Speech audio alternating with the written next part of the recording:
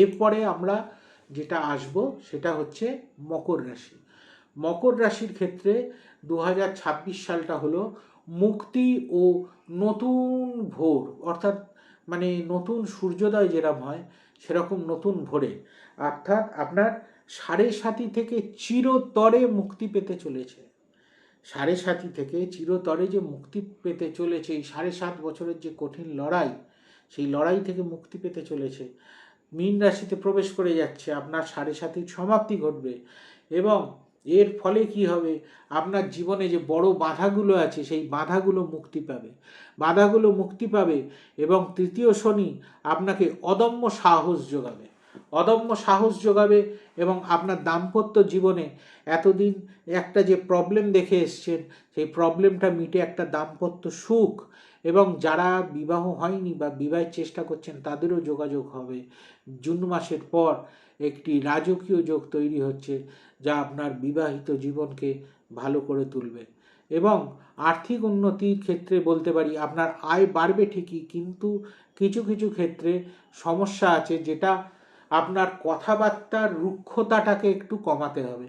কথাবার্তায় নমনীয় ভাব আপনার আর্থিক ক্ষেত্রে উন্নতির পথে ভালো হবে।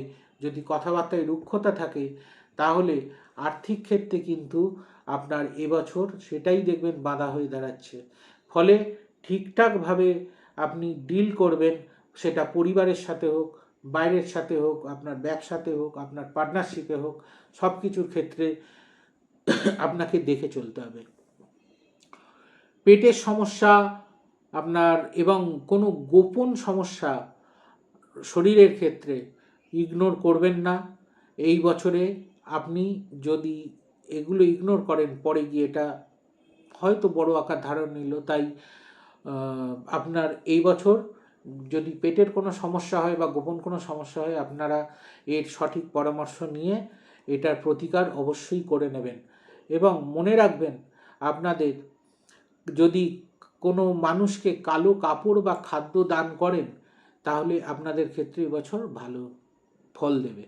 এবার আসছি আমরা কুম্ভ রাশির ক্ষেত্রে। কুম্ভ রাশির ক্ষেত্রে ব্যাপারটা হলো একটু এটা উপলব্ধি করা এবং নতুন দিগন্তের একটি বছর 2026। তার কারণ সাড়ে সাতির কঠিনতম পর্যায় থেকে যে মুক্ত পাচ্ছে কুম্ভ রাশিও, কুম্ভ রাশিও এই কঠিনতম যে পর্যায় থেকে মুক্ত পাচ্ছে, ফলে আপনার সাড়ে সাতির শেষ পর্যায়টা শুরু হবে, সাড়ে সাতির শেষ পর্যায়টা শুরু হবে। ফলে আপনাকে একটু সতর্ক থাকতে হবে, আধুনিক চিন্তার হয়ে উঠবেন আপনি। দেখবেন আগের থেকে অনেক বেশি সাহসী লাগছে আপনাকে, এবং নতুন চিন্তাভাবনা আপনাকে কাজের ক্ষেত্রে এগিয়ে নিয়ে যাবে। যা কখনো আপনি চাননি সেইগুলো চাইবেন। দেখবেন আপনাকে রাহু ভ্রম তৈরি করবে, রাহু ভ্রম তৈরি করবে কোনো সিদ্ধান্ত নেওয়ার আগে।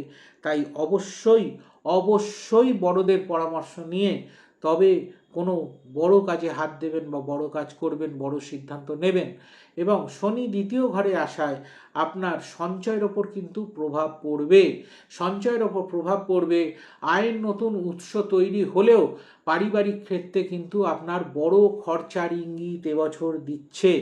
ফলে আপনি একটু মিতব্যয়ী হতে শিখুন, অর্থাৎ খরচাটা কোথায় কতটা করবেন সেইটা যদি দেখে চলতে পারেন আপনার ক্ষেত্রে জিনিসটা খুব ভালো হবে।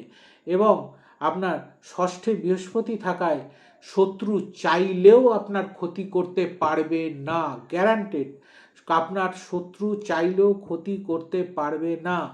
একটু লিভার সংক্রান্ত সমস্যা আপনার দেখা দিতে পারে, ফলে সেই ক্ষেত্রে একটু নজর দেবেন এবং একটু শিব মন্ত্র জপ করবেন। ওম নমঃ শিবায়, ওম নমঃ শিবায়, ওম নমঃ শিবায় রোজ একটু জপ করবেন, তাহলে দেখবেন আপনার ক্ষেত্রে এবছরটি খুব ভালো যাবে। এবার আসি আমাদের 12টি রাশির শেষ রাশি মীন রাশিতে।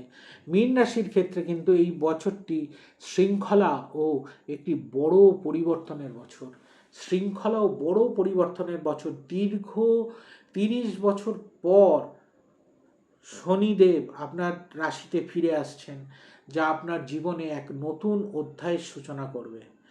দীর্ঘ 30 বছর পর ফিরে আসছেন, ফলে আপনার জীবনে একটি নতুন অধ্যায়ের সূচনা হবে এবং মীন রাশিতে যে প্রবেশ করবে 3রা জুন শনিদেব, এবং আপনার 7.5 দ্বিতীয় বা শিখর পর্যায় শুরু হবে, এবং আপনার মে মাসে রাহু আপনার দ্বাদশ ঘর কুম্ভে যাবে, আর কেতু থাকবে সিংহে, আর আপনার বৃহস্পতি থাকবে পঞ্চমে কর্কটে, যেখানে তুঙ্গস্থ হয়ে প্রবেশ করবে। ফলে এগুলোর এফেক্ট কি হবে আমি বলি। আপনার ধরুন মীন রাশির সবথেকে বড় রক্ষা কবচ হলো বৃহস্পতি পঞ্চমে থাকছে। বৃহস্পতি পঞ্চমে থাকছে, এটা আপনার সন্তান সুখ, শিক্ষা, সৃজনশীলতা কাজে আপনি একটি অভাবনীয় সাফল্য পাবেন। শনি আপনার রাশিতে আসায় আপনার মধ্যে একটি গাম্ভীর্য, একটা মানে ওয়েট ক্যারি করবেন, আপনি একটা গাম্ভীর্য অনুভব করবেন, আপনার আগে থেকে অনেক বেশি আপনি বাস্তববাদী হয়ে চলবেন, এবং এই বাস্তববাদিতা আপনাকে সঠিক পথে সঠিকভাবে পরিচালনা করবে। অর্থাৎ আপনি কাল্পনিক জগৎ থেকে বেরিয়ে আসবেন। এবং আপনি মনে রাখবেন যে রাহু দ্বাদশ ঘরে থাকায় আপনার বিদেশ যাত্রায় যদি কোনো যুক্ত থাকেন কেউ কোনো কাজে, বা অনলাইনের কোনো কাজে, অফলাইনের কোনো কাজে, বা যারা বিদেশে সেটেল হতে চান এই মীন রাশির ক্ষেত্রে, তাদের ক্ষেত্রে মে মাসের আগে কিন্তু নয়, মে মাসের পর অনুকূল সময় আসছে। ওই সময়টায় চেষ্টা করবেন। তবে অনিদ্রাতে আপনারা একটু ভুগতে পারেন। টেনশন কম করবেন, এবং অনিদ্রা যদি হয় তাহলে আপনারা সেই প্রতিকার নেবেন ডাক্তারের সাথে পরামর্শ করে। কেন এই টেনশন, অনিদ্রা থেকে বিভিন্ন রকম অন্যান্য জটিলতারও সৃষ্টি হয়।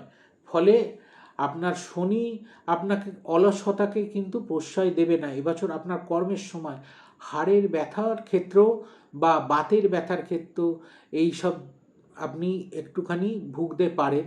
ফলে নিয়মিত ব্যায়াম, শরীরচর্চা এগুলো আপনাকে এবছর ভালো রাখবে। কর্মক্ষেত্রে যতটা আপনি অ্যাক্টিভ থাকবেন ততটাই কিন্তু ভালো সুফল এবছর আপনি পাবেন মীন রাশির ক্ষেত্রে। তাই আপনাকে একটাই কথা বলার, যতটা অ্যাক্টিভ আপনি হবেন, যতটা অলসতা কাটিয়ে বাস্তববাদী হয়ে যতটা আপনি এগোতে পারবেন, ততটাই কিন্তু এবছর সফলতা আপনার জন্য অপেক্ষা করে আছে। আজকে আমরা 12টা রাশি সম্বন্ধে একটা মোটামুটি 2026 কিরাম যাবে একটু বিস্তৃত আলোচনা করলাম। কিন্তু আপনার 2026-এ আপনার ছক অনুযায়ী আরও গ্রহগত পজিশন কি আছে, এবং সেটা আপনাকে কিভাবে এফেক্ট করছে, এবং সেটা আপনাকে কিভাবে শুভ ফল দেবে, এবং আপনার হয়তো দেখছেন সাংসারিক কোনো প্রবলেম, ঝগড়াঝাটি, বা যেটা হওয়ার নয় সেরকম কোনো প্রবলেম, বা আপনার কর্মক্ষেত্রে আপনার বিভিন্ন রকম জটিলতা সৃষ্টি হচ্ছে, আপনার ব্যবসার ক্ষেত্রে জটিলতা সৃষ্টি হচ্ছে, আপনার বিবাহ ক্ষেত্রে বিভিন্ন রকম প্রবলেম হচ্ছে, অর্থক্ষেত্রে আপনি যেটা চাইছেন সেরকম পাচ্ছেন না, বা আপনি সবার জন্য করছেন কিন্তু তার প্রপার ফিডব্যাক পাচ্ছেন না, আপনি সেই সম্মান পাচ্ছেন না। এর জন্য দায়ী আপনার কোন গ্রহ কোন জায়গায় কিভাবে বসে আছে, তা আপনাকে কিভাবে দৃষ্টি দিচ্ছে, এবং আপনার কোন দশা চলছে, সব কিছুর ওপর দায়ী আপনার এই সময়টা। এবং সেইটা প্রতিকার করতে গেলেও সেটা তো আপনার বিচার করে সেটার প্রতিকার করতে হয়।